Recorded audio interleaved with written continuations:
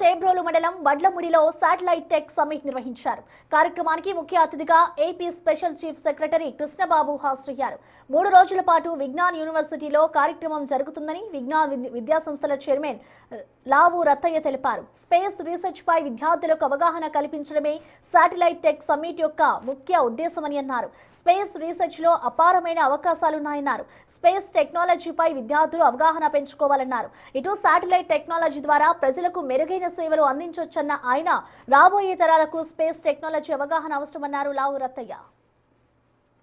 ముఖ్యమైన లక్ష్యం ఏంటంటే విద్యార్థుల్లోనూ అటు పాఠశాల విద్యార్థుల్లోనూ కళాశాల విద్యార్థుల్లోనూ స్పేస్ రీసెర్చ్ మీద అవగాహన కలిగించటం.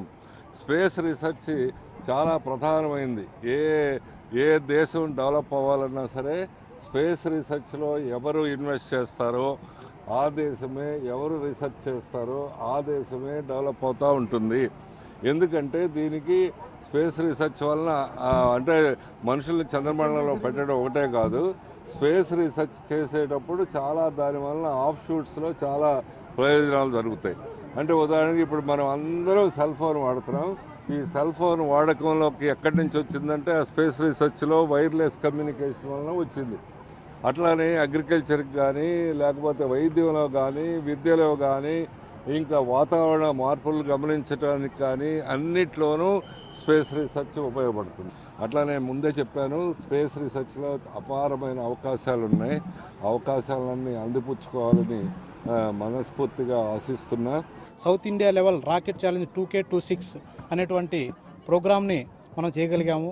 అదంతా కూడాను లాస్ట్ జూన్ నుంచి కూడాను ఆగస్టు సెప్టెంబర్ వరకు కూడా దాదాపు ఒక 10,000 మందికి స్టూడెంట్స్కి hands on experience Muskan edu foundation వారి సహకారంతో hands on experience rocket engineering, rocket challenge and space technology మీద వారికి అవగాహన కార్యక్రమాలు కల్పించడం జరిగింది రాష్ట్ర వ్యాప్తంగా.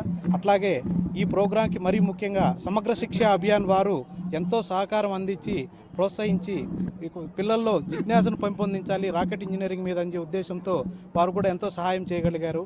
వీటన్నిటిని కూడాను లాస్ట్ 2 months నుంచి Muskaan edu foundation and space kids అనే టెక్నికల్ ఇస్రో సర్టిఫైడ్ సంస్థలు కూడాను పిల్లలకి హ్యాండ్స్ ఆన్ ఎక్స్పీరియన్స్ ఇచ్చి దాదాపుగా ఒక 600 టీమ్స్ పార్టిసిపేట్. ఈచ్ టీమ్కి హైడ్రో రాకెట్ అయితే 3+1 అంటే 3 స్టూడెంట్స్, ఒక మెంటారు, మరియు అలాగే కెమికల్ రాకెట్ ఛాలెంజ్కి దాదాపు ఒక 400 టీమ్స్ రిజిస్టర్ అయ్యాయి.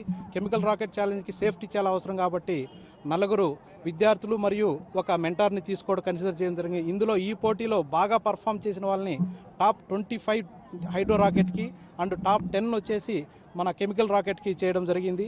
ఇవాళ హైడ్రో రాకెట్ ఛాలెంజ్ లాంచ్ చేశారు.